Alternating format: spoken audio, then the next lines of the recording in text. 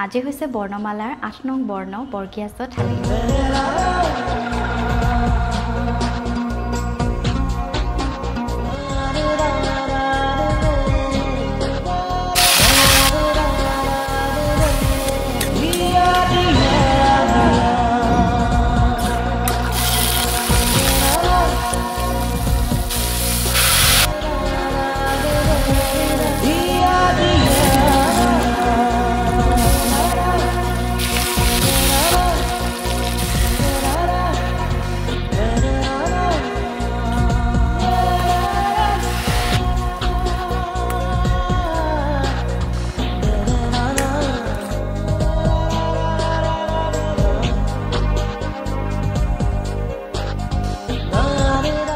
আজি বহুত বেছি গৰম কিন্তু আপোনালোকৰ ইমান মৰম আৰু সঁহাৰি পাইছো নহয় মই তাৰ বাবে বহুত বহুত ধন্যবাদ নেক্সট খালি চাবলৈ নাপাহৰিব